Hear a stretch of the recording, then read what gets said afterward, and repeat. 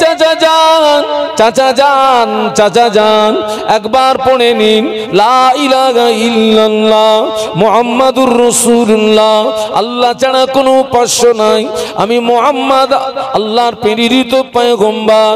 চাচা যান, এই কলেমাটা যদি আপনি একবার পড়ে নেন, কিয়ামতের ময়দানে আমি মুহাম্মদ আপনার জন্য নাজাতের একটা রাস্তা পেয়ে যাব। আবু তালেব মুখটা ঘুরিয়ে দিল। আর কি কান আছে? দুটোই শেষ। ও আমার ভাইরা, আবু তালেব নবীর কথা মানলো না, আবু তালেব নবীর কথা শুনলো না, আবু তালেব কলেমা পড়লো না, আবু তালেব মারা গেল। আল্লাহ নবী বললেন, আমার চাচা আবু তালেবের ঠিকানাটা হলো জাহান্নাম। কোথায়? জোরে বলুন, জোরে বলুন। একটু আগে কিন্তু একটা কথা রেখে এসছি, বলো। তামাম পৃথিবীর মানুষ নবীকে যে ভালোবাসা দিয়েছেন, ওই ভালোবাসা যদি এক পাল্লায় রাখা হয়, আর আবু তালেব নবীকে যে ভালোবাসা দিয়েছেন, ওই ভালোবাসা যদি অপর পাল্লা রাখা হয়, কোনটা ভারী হবে? আবু তালেবের। সেই আবু তালেব যাচ্ছে কোথায়?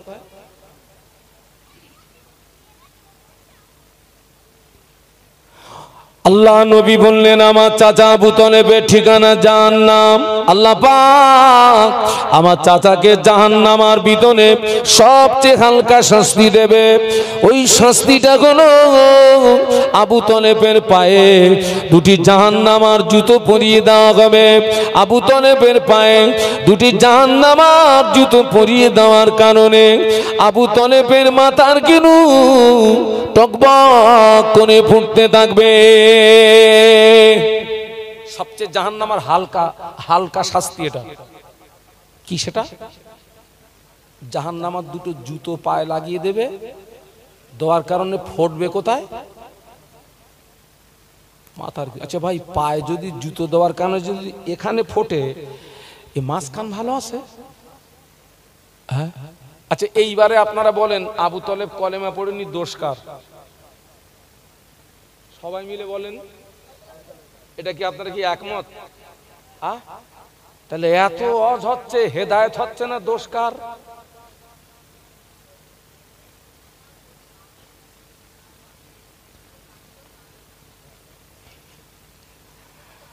আচ্ছা ঠিকই বলেছেন আপনি। আমি সবাইয়ের কাছ থেকে শুনতে চাচ্ছি, এই যে আমাদের প্রশ্ন করতেছে, হুজুর এই 3টে 4টে করে ওয়াজ করতেছ আর টাকালে বাড়ি যাচ্ছ, এই মানুষ হেদায়েত হয় না, আপনাদেরকে বলতে হবে দোষ কার? জোরে বলুন, জোরে বলুন। যে হয় না, ওই ছেলেটা ঠিক বলেছে না ভুল বলেছে? আরে ঠিক বলেছে তো। যে হয় না তার দোষ, তুই হুজুরের দোষ দিচ্ছিস কেন?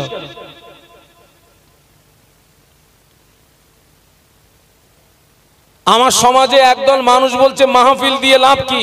আরে এত এত মাহফিল হওয়ার পরেও আজকের আলেম ওলামারা কোরআন হাদিস ইজমা কিয়াসের দলিল দিয়ে মানুষকে এত ভয় দেখানোর পরেও যদি মানুষ, আজকের মানুষ যদি গোমরাহি হয়, আর এই ওয়াজ নসিহতের প্রথা যদি বন্ধ হয়, সমাজ কি হবে?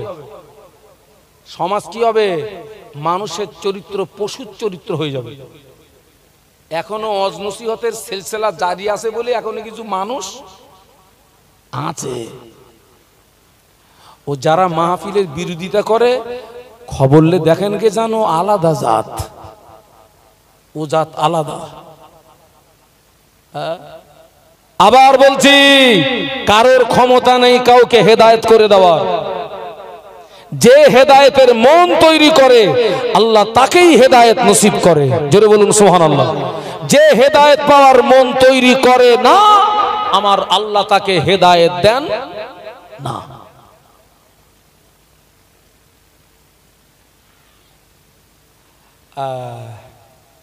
আজকে দেখছি বাবা, আমার সমাজের এক শ্রেণীর শ্রোতাদের অবস্থাও নবীর চাচার মতন। কাদের মতো বলেছি? এই দেখেন, আল্লাহ নবী কার কানের কাছে মুখ লাগিয়ে বলেছিলেন? আবু তালেব। আল্লাহ নবীর মুখটা ছিল আবু তলেবের কানের কাছে, আলেমদের মুখটা থাকে শ্রোতাদের কানের কাছে। আপনি বলবেন হুজুর কই, আপনার মুখ থেকে আমার কানের তো দূরত্ব অনেকটা। আমি মাইক্রোফোনে কথা বলছি, আমার আওয়াজকে বক্স ফ্লাশ করছে, আর ওই আওয়াজ যাচ্ছে কোথায়? কাদের কানে? আপনাদের কানে তো। তার মানে বক্তাদের মুখ শ্রোতার কানে। আলেম ওলামারা ওয়াজ করছে, বাবা 5 ওয়াক্ত নামাজ পড়বে, রমজান শরীফে রোজা রাখবে, টাকা থাকলে হজ করবে, টাকা থাকলে যাকাত দেবে, গানটা শুনবে না, মদটা পান করবে না, সুদটা খাবে না, জেনা ব্যভিচারিটা করবে না, মেলায় যাবে না, ড্যান্স হাঙ্গামায় যাবে না, তাসের আড্ডায় যাবে না, লটারির টিকিটটা কাটবে না, সমিতি বন্ধনার গ্রুপ লোন চুটিয়ে চালাবেন না। আলেম ওলামা বলছেন বাবা সমাজে এক শ্রেণী শ্রোতা, ওরা নবীর চাচার মতো মুখটা ঘুরিয়ে নিচ্ছে। হুজুর করব আপনাদের কি? এই বাবা বুঝতে পারছেন না? আমরা বলতেছি নামাজ পড়, ও নবীর চাচার মতো মুখ ঘুরিয়ে নিয়েছে, পড়বো না। এই সুদ খাসনি, নবীর চাচার মতন ঘুরিয়ে বলতে হুজুর খাবো। আমাদের কিছু করার আছে না। এইবারে জবাব দিতে হবে। আবু তলেব নবীর কথা মানলো না, আবু তলেব নবীর কথা শুনলো না। আবু তলেবের ঠিকানা যদি জাহান্নাম হয়, আলেম ওলামার কথা শুনে কেউ যদি মুখটা ঘুরিয়ে নেয়, ওই ব্যক্তিটা ঠিকানাটা কোথায় হবে? জোরে বলুন। এই তোরা দাঁড়া, তোর বাপ চাচাদের কথা বলতে দাঁড়া। হ্যাঁ, আমি কিন্তু আগেই বলেছি ওয়াজ করা সহজ নয়, ওয়াজ করা কঠিন। এ দেখেন যারা যারা স্কুলের টিচার যারা ওনাদের পড়ানো সহজ, ছাত্র ছাত্রীদের পড়ানো সহজ, ওই তুলনায় ওয়াজ করা 1000 গুণে কঠিন। কেন কঠিন জানেন? স্কুলে যিনি ইংলিশের মাস্টার ছাত্র থাকে, বলুন না, কথা বলুন একটু, ইংলিশের ছাত্র, যিনি ভূগোলের মাস্টার ছাত্র ভূগোলের, যিনি অঙ্কের মাস্টার ছাত্র। তার মানে এক কথায় ছাত্র সব এক লেভেলের। আমি স্টেজে যতক্ষণ থাকবো আমি কিন্তু আপনাদের শিক্ষক, এটা কি আপনারা মানেন? আপনারা আমার ছাত্র। এই যে ছাত্রগুলো বসে আছে, এ কি সব কি এক লেভেলের ছাত্র? 4 পাস আছে, 5 পাস আছে, মাধ্যমিক আছে, উচ্চ মাধ্যমিক আছে, MA আছে, BA আছে, আবার অনেক আছে নাঙল পাস, অনেকে আছে বেলচা পাস, অনেকে আছে কোদাল পাস, আছে না? এই এত ক্যাটাগরি ছাত্রদেরকে নিয়ে ওয়াজ করা। আপনারা বলেছেন আলেমের কথা শুনে কেউ যদি মুখ ঘোরে, ঠিকানা কোথায় হবে বলেছেন? জাহান্নাম বলেছেন তো। আবু তলেব নবীর কথা মানেনি, কলেমা পড়েনি। এই শ্রোতারা আলেমের কথা শুনে মুখটা ঘুরালেও এরা কলেমা পড়েছে না পড়িনি? বলুন। আল্লাহ নবী বললেন মান ক্বালা লা ইলাহা ইল্লাল্লাহ ফাদাখালাল জান্নাহ। আল্লাহ নবী বললেন, যে ব্যক্তি একবার কলেমা পড়লো, আমি আল্লাহ নবী বলছি, ওই ব্যক্তিটা আল্লাহ পাকের দয়ার জান্নাতে প্রবেশ করবে। একটু মহব্বতে বলা যাবে? যে ব্যক্তি একবার কলেমা পড়লো, ওই ব্যক্তি প্রবেশ করবে কোথায়? কিন্তু আপনারা একটু আগে তো মানে কোথায় দিয়েছেন আপনারা? ও মুরব্বী মনে নেই? আপনারা একটু আগে দিয়েছেন কোথায়? জাহান্নামে দিয়েছেন তো। কিন্তু আবু তলেব তো কলেমা পড়িনি। আর শ্রোতারা আলেমের কথা শুনে মুখ ঘোরালে এরা কলেমা পড়েছে। আর আল্লাহ নবী বলেছেন, যে ব্যক্তি একবার কলেমা পড়বে সে ব্যক্তি কোথায় যাবে? জান্নাতে। জান্নাত তো হেভি সহজ, পড়ো কলেমা ঢোকো জান্নাতে, হেভি সহজ। পড়ো কলেমা ঢোকো জান্নাতে। অত সহজ নয়, আমি আপনাদেরকে মূল জায়গায় নিয়ে যাব। চলুন একটু মদিনার থেকে ঘুরে আসি। আপনারা একটু আমার কাছাকাছি আসেন না, এত সব দূরে চলে যাচ্ছেন কেন? একটু দরুদ শরীফ আল্লাহুম্মা সাল্লি আলা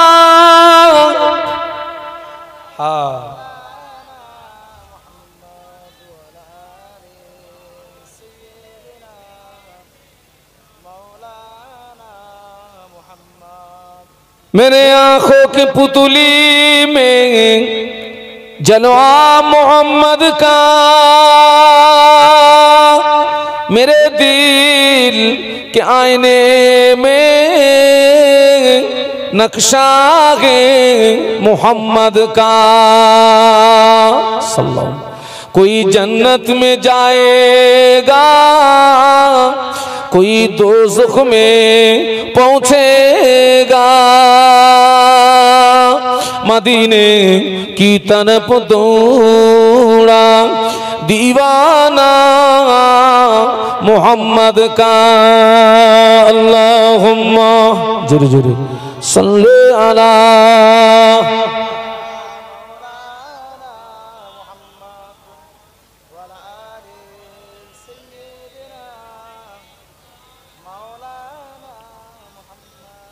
সকলে একটু জবান খুলে বলুন আল্লাহু আকবার, আর একটু মহব্বতে বলুন। তাহলে আল্লাহর নবী বললেন যে ব্যক্তি একবার কলেমা পড়বে ওই ব্যক্তি কোথায় যাবে?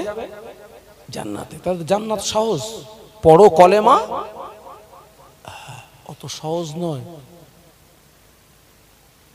আল্লাহ নবী বললেন মান ক্বালা লা ইলাহা ইল্লাল্লাহ ফাদাখালাল জান্নাহ, যে ব্যক্তি একবার কলেমা পড়লো ওই ব্যক্তি জান্নাতে প্রবেশ করবে। বাবা, কলেমা শরীফের মানেটা কি একটু বলুন তো, একজন বলুন তো। এই লা ইলাহা ইল্লাল্লাহ মুহাম্মাদুর রাসূলুল্লাহর মানেটা বলুন।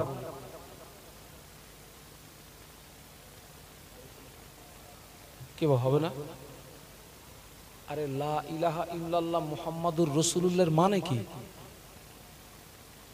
এই কি জায়গায় এসে মরেছি? হ্যাঁ বলো।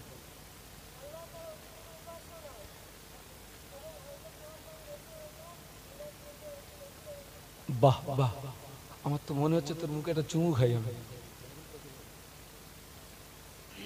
একদম স্পষ্ট জবাব দিয়েছে। আমরা দোয়া করি আল্লাহ যেন ওর হায়াতে বরকত দেয়। বলুন আমিন, বলুন আমিন। এবং শুনেছি ছেলেটা প্রতিবন্ধী, আল্লাহকে শেফায়ে কামিলা নসিব করুন। বলুন আল্লাহুম্মা। ঠিকই বলেছে, লা ইলাহা ইল্লাল্লাহ, নেই কোনো মাবুদ, আমার সঙ্গে বলুন, আল্লাহ ছাড়া। মুহাম্মাদুর রাসূলুল্লাহ, মুহাম্মদ সাল্লাল্লাহু আলাইহি ওয়াসাল্লাম আল্লাহর প্রেরিত পয়গম্বর। আচ্ছা ভাই, এই যা মানে বলেছি,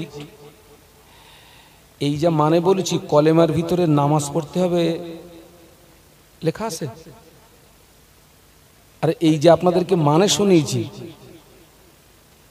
কথাটা কিন্তু খুব ভালো করে বুঝবেন। এই যা মানে শুনেছি, কোনো মাবুদ নেই আল্লাহ ছাড়া, মুহাম্মদ সাল্লাল্লাহু আলাইহি ওয়াসাল্লাম আল্লাহর প্রেরিত পয়গম্বর, এই কলেমার ভিতরে নামাজের কথা লেখা আছে? নেই তো। কলেমার ভিতরে নামাজ পড়তে হবে লেখা নেই, হজ করতে হবে লেখা নেই, যাকাত দিতে হবে লেখা নেই, সুদ খাওয়া যাবে না লেখা নেই, মদ খাওয়া যাবে না লেখা নেই। অথচ রসুল বলেছেন কলেমা পড়লে কোথায়? জান্নাত। এখন আমি কলেমাটা পড়েছি, নামাজ আমি পড়বো না, সুদ খাওয়াটা বন্ধ করব না।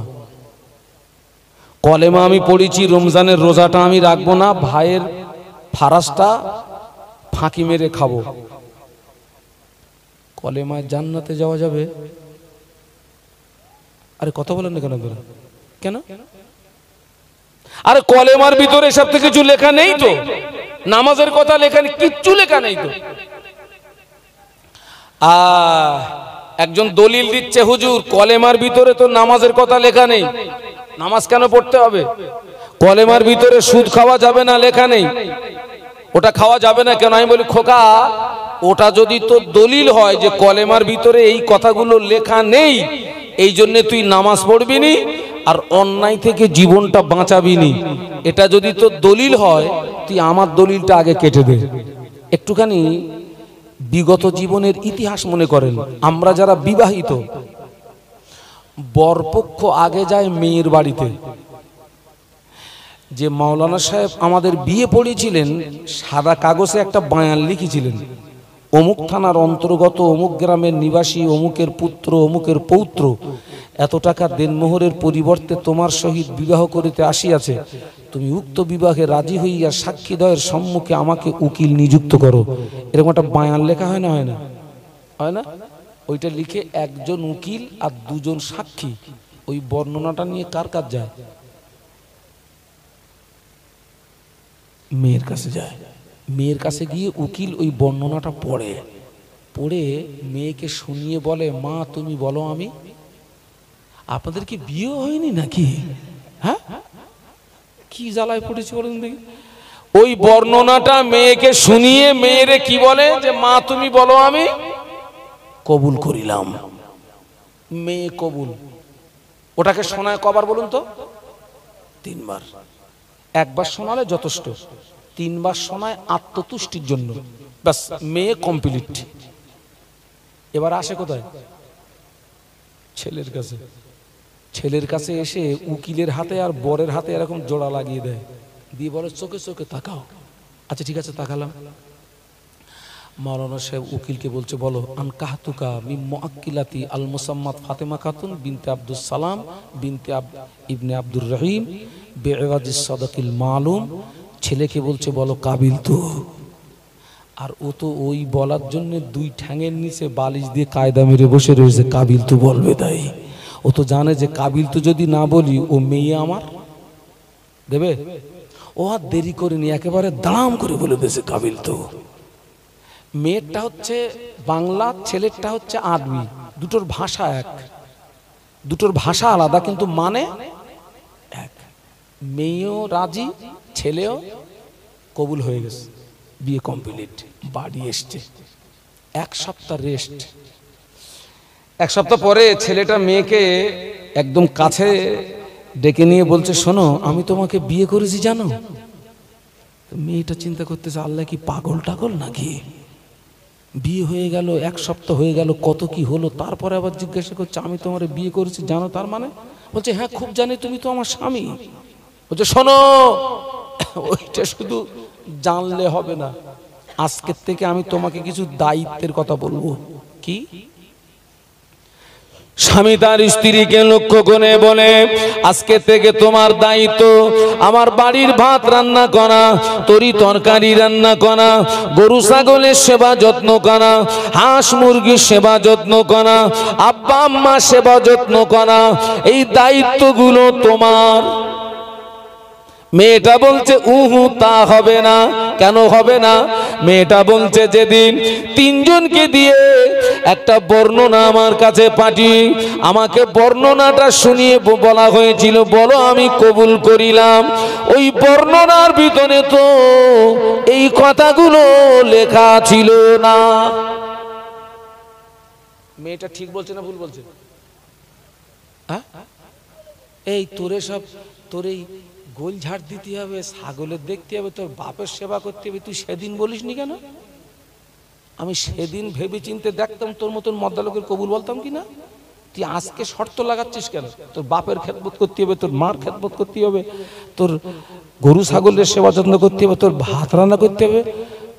যেহেতু ওই বর্ণনার ভিতরে এই কথাগুলো লেখা ছিল না, অতএব এই দায়িত্বগুলো আমি মানতে পারলাম বলুন না। ওই বর্ণনার ভিতরে এই দায়িত্বের কথাগুলো লেখা নেই বলে ভদ্র মহিলা যদি ওই দায়িত্বগুলো মেনে না নেন, ওর নসিবে কোনো স্বামী জুটবে বলে মনে হয়? ও আমার ভাইরা, ঠিক ততই বছর কলেমার ভিতরে নামাজের কথা লেখা নেই ঠিকই, রোজার কথা লেখা নেই ঠিকই, হজের কথা লেখা নেই ঠিকই, যাকাতের কথা লেখা নেই ঠিকই, গান শোনা যাবে না, সুদ খাওয়া যাবে না, মদ খাওয়া যাবে না, লেখা নেই ঠিকই।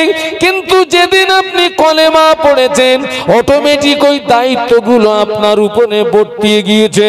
কলেমা পড়ার পরে 5 ওয়াক্ত নামাজ যদি না পড়েন, কলেমা পড়ার পরে সুদ খাওয়াটা যদি বন্ধ না করেন, কলেমা পড়ার পরে রমজান রমজানের রোজাটা যদি না রাখেন, কলেমা পড়ার পরে তাস খেলাটা যদি বন্ধ না করেন, কলেমা পড়ার পরে টাকা থাকলে যাকাত যদি না দেন, কলেমা পড়ার পরে গাঁজা টানাটা যদি বন্ধ না করেন, শুধু কলেমায় জান্নাতে যাওয়া কঠিন হয়ে যাবে।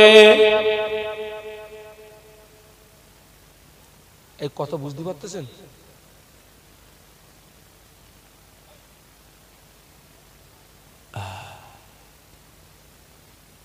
তবে নবীর হাদিস কি হবে? ও হাদিস সত্য, কিন্তু ওই হাদিসের জায়গা আলাদা। আল্লাহ নবী বললেন, মান ক্বালা লা ইলাহা ইল্লাল্লাহ ফাদাখালাল জান্নাহ, যে ব্যক্তি একবার কলেমা পড়লো, আমি আল্লাহ নবী বলছি ওই ব্যক্তিটা আল্লাহ পাকের দয়ার জান্নাতে প্রবেশ করবে। বলুন সুবহানাল্লাহ। এই হাদিসটা ওই ব্যক্তির জন্য প্রযোজ্য। একজন কাফের সকাল 10টায় কলেমা পড়েছে, একজন কাফের সকাল 10টায় ঈমান এনেছে, জোহরের রাত আসার আগে মারা গিয়েছে, ওই কাফেরটা কি আল্লাহর হুকুম অমান্য করার সময় পেয়েছে নাকি? আরো একবার বলছি, মনে কথাটা বুঝতে পারেননি। একজন কাফের সকাল 10টায় কলেমা পড়ে ঈমান এনেছে, আর জোহরের রাত আসার আগে মারা গিয়েছে, ওই ব্যক্তিটা কি আল্লাহর ফরজ হুকুম অমান্য করার সময় পেয়েছে নাকি? না, ওই ব্যক্তিটাকেই কলেমা সরাসরি আল্লাহ পাকের দয়ার জান্নাতে পৌঁছে দেবে। একটু মহব্বতে বলুন। আমরা কলেমা পড়ার পরে ভালো কাজ করার সময় পেয়েছি, কলেমা পড়ার পরে অন্যায় থেকে জীবন বাঁচানোর সময় পেয়েছি, এরপরে যদি হগল বগল করে জীবন যাপন হয়, জান্নাত পাওয়াটা কঠিন হয়ে যাবে। আমি কিছু বোঝাতে পেরেছি নাকি? তাহলে এই ওয়াজ দিয়ে মানুষ যে কেউ যদি পরিবর্তন না হয়, তাহলে আপনারাই কিন্তু স্বীকার করেছেন এ দোষ বক্তাদের না। কার দোষ? সবাই মিলে বলুন। যে হয় না তার দোষ। তাহলে এইবারে বলেন, মাহফিল বন্ধ করবেন না রানিং রাখবেন? আচ্ছা, আপনারা সব চিঁচি করতেছেন কেন বলেন দেখি? আমি একটা হাই সুগারের রোগী আমি। হ্যাঁ, মাহফিল বন্ধ করবেন না রানিং রাখবেন? আজকের মাহফিল রানিং থেকেও যদি সমাজের এই অবস্থা হয়, আর মাহফিল যদি বন্ধ করে দেন, ও গ্রামের কুকুরগুলো পর্যন্ত আমাদের দিকে ফিরে তাকাবে না। কুত্তাগুলো গ্রামের কুকুর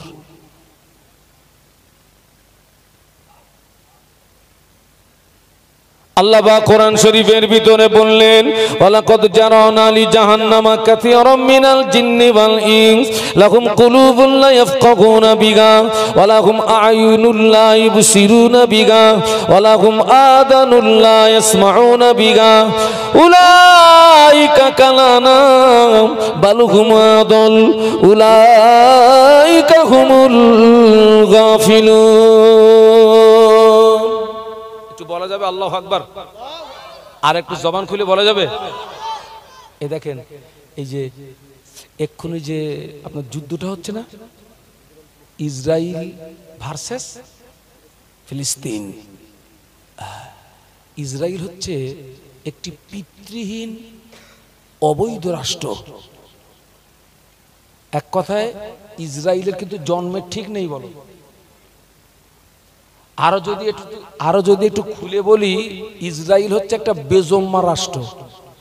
ইসরায়েল,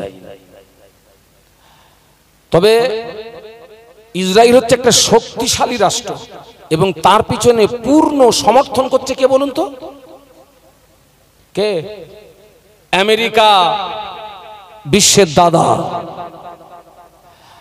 আর প্যালেস্টাইনের স্বাধীনতা সংগ্রামী হামাস যোদ্ধা 30 থেকে 35,000 যার সদস্য,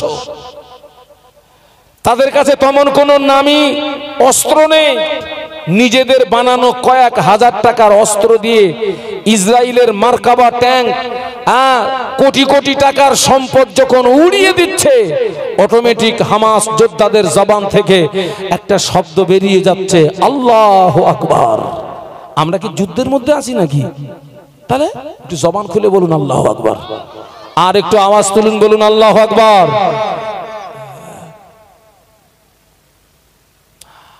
আল্লাহ কি বলছেন?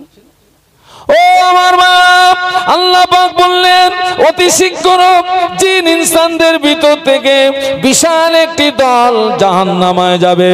অতি শীঘ্র জিন ইনসানদের ভিতর থেকে বিশাল একটি দল জাহান্নামে যাবে। কেন যাবে? আল্লাহ বললেন লাহুম কুলুবুল লা ইয়াফকাহুনা বিহা, আমি আল্লাহ পাক ওদের বোঝার জন্য অন্তঃকরণ দিয়েছি, ওরা বুঝেও না বোঝার ভান করে। আল্লাহ বললেন আমি ওদের শোনার জন্য দুটি কোণে কান দিয়েছি, দেখার জন্য দুটি কোণে চোখ দিয়েছি। ওরা কান দিয়ে শুনেছে 5 ওয়াক্ত নামাজ পড়তে হবে, রমজানের রোজা রাখতে হবে, টাকা থাকলে হজ করতে হবে, টাকা থাকলে যাকাত দিতে হবে। ওরা নামাজ পড়ে না, ওরা রোজা রাখে না, ওরা হজ করে না, ওরা যাকাত দেয় না। ওরা কান দিয়ে শুনেছে সুদ খাওয়া যাবে না, এরপরে ওরা সুদ খায়। ওরা কান দিয়ে শুনেছে সমিতি বন্ধনার গ্রুপ লোন করা যাবে না, এরপরে ওরা চুটিয়ে চালায়।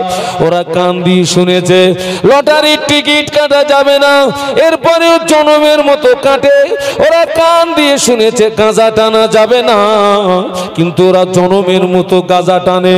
আল্লাহ বললেন উলাইকা কানানা, ওরা হলো চতুষ্পদ জানোয়ারের সমতুল্য।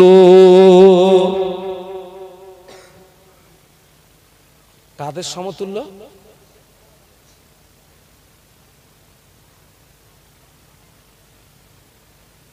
আগে চতুষ্পদ জানোয়ার কাদের বলে? আচ্ছা আপনারা কথা বলতেছেন না কেন বলেন দেখি? হ্যাঁ, আমি কি পায়টায় ধরবো না কি? চতুষ্পদ জানোয়ার কাদের বলে? হ্যাঁ, ওই যে মুরব্বী, যে প্রাণীর 4টি পা। এই খোকা, কুত্তার পা কটা? আর শূকরের পা? শূকর চিনিস? কুত্তারও 4টি পা, শূকরেরও।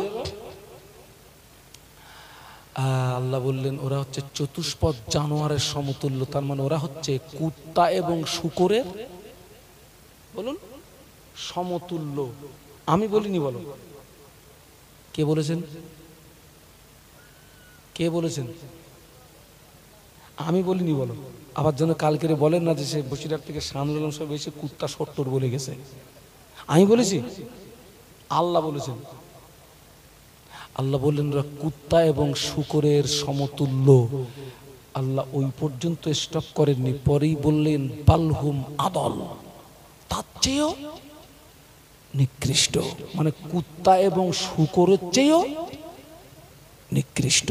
সুবহানাল্লাহ বলবেন না নাউজুবিল্লাহ বলবেন? হ্যাঁ, ওই দেখো বলতে সুবহানাল্লাহ। আল্লাহ রে, তোদের তো সব দেখতে পাচ্ছি সব অটোমেটিক হয়ে গেছে সব। বলুন নাউজুবিল্লাহ, আরো জোরে বলুন।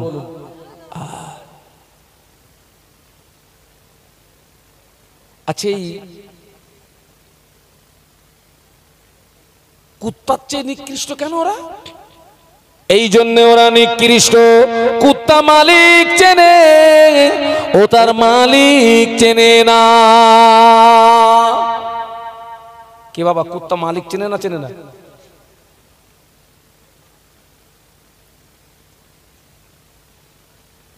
ধনী লোকের বাড়ি অনেক কুকুর দেখা যায়, ধনী লোকের বাড়ি অনেক কুকুর দেখা যায়।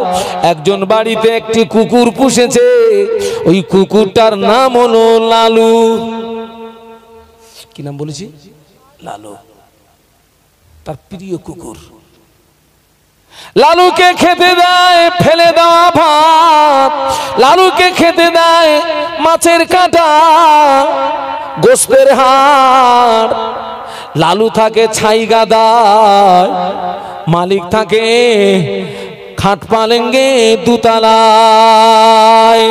আর কুকুর এমন একটা জাত, ওকে যদি আপনি গদির বিছানা করে দেন থাকবেও। জাত না ছাড়ে জাতের ধারা, মাছ না ছাড়ে ঘাই। কুকুরের দাও গদির বিছেন, তবু না ছাড়ে ছাই। ওরে যদি আপনি ফাইন করে গদির বিছানা করে দেন, ও কিন্তু ছাই ছাড়বে না বাবা। ওর একটা টেস্ট আলাদা। কুকুর আছে ছাই গাদায়, মালিক আছে দুতলায় খাট পালেঙ্গে। গভীর রাত নিশুতি রাত, গভীর রাত নিশুতি রাত, মালিক ঘুমিয়ে আছে। হঠাৎ লালু ডাকছে, লালু ডাকছে, লালুর ডাকে মালিকের ঘুম ভেঙে গেল। মালিক ঘুম থেকে উঠে এসে লালুর মাথায় হাত বুলায় আর বলে, লালু আমি আজকে খুব খেলাম তো, তুই আমাকে ডিস্টার্ব করিস না। তুই জানো আর ডাকাডাকি করবি না, তোর ডাকাডাকিতে আমার ঘুম ভেঙে যায়, আমার ডিস্টার্ব হচ্ছে। লালু খবরদার আর যেন ডাকবি না। বাবাজি মালিক আবার কি শুয়ে পড়েছে। আধা ঘন্টা পরে প্রথমবারে কুকুর যে জোরে ডেকেছিল, এবারে তার চেয়ে ভোল্টেজ আরো জোর বেশি, ভোল্টেজ আরো বেশি। মালিক ঘর থেকে নেমে এসে লালুকে তাড়ায়। লালু পাঁচিলে চারিদিকে ছোটে, লালুকে ধরতে পারে না। মালিক বলে, লালু এটা তোর শেষ ওয়ার্নিং, এবারে যদি ডাকিস খবর খারাপ হবে। আবার মালিক শুয়ে পড়েছেন। আধা ঘন্টা পরে এবারে কুকুরের গায়ে যত জোর, ওই আওয়াজ দিয়ে ডাকে। মালিকের ঘুম ভেঙে গেল, ঘুমাতে দেয় না, ডিস্টার্ব হয় বলে মালিক লোহার একটা রড নিয়ে গোপনে গোপনে এসে পিছন দিক দিয়ে লালুর মাথায় এত জোরে আঘাত করেছে, লালু জনমের মতো বিদায় নিল। কুকুরটা মারা গেল। মালিক শুয়ে আছে, আরামের ঘুম চলে এসেছে। সকাল হয়ে গেল, সকাল হয়ে গেল। মালিক উঠে দেখে আলমারির দরওয়াজা খোলা, শোকেজের দরওয়াজা খোলা, টাকা পয়সা সোনা গয়না সব আউট হয়ে গিয়েছে। কি হয়েছে বাবা? ও কুকুর ডাকছিল কেন? কুকুর কিন্তু ওর মালিকের সঙ্গে বলো বেঈমানি করেনি, বলো খেতে দিয়েছে কি? মাছের কাঁটা, ফেলে দেওয়া হাড়, পচা ভাত। ডাকাতের দল ওই মালিকের পাঁচিলের গেটে হাসির। কুকুর ডাকছিল, রে মালিক উঠে বার, তোর দুশ্মন তোর গেটে। মালিক কুকুরের ভাষা বুঝতে পারে না, মাথায় হাত দিয়ে সান্ত্বনা দিয়ে আবার শুয়ে পড়েছে। দ্বিতীয়বারে ওরা গেটের তালা খুলে ফেলেছে, পাঁচিলের তালা খুলে ফেলেছে। কুকুর জোরে আওয়াজ দেয়, মালিক উঠে পার, তোর দুশ্মন গেটের তালা খুলে ফেলেছে। ওরা মালিক কুকুরের ভাষা বুঝতে পারে না, এবারে তাড়িয়েছে। আবার মালিক যেই শুয়ে পড়েছে, ওরা ডাকাতের দল তখন ঘরের ভিতরে ঢুকে গিয়েছে। কুকুরের গায়ে যত জোর ছিল, ওই আওয়াজ দিয়ে ডাকে, মালিক সাবধান হয়ে যা, তোর দুশ্মন তোর ঘরে ঢুকে গিয়েছে। মালিক বুঝতে পারে না, আঘাত করেছে, জনমের মতো মারা গেল। বাবা সকালবেলা ওই মালিক লালুকে কোলে নিয়ে কাঁদে আর বলে, লালু রে লালু রে লালু, আমি তোর ভাষা বুঝতে পারি নাই। তোকে যদি মেরে না দিতাম, আমার বাড়ি ডাকাতি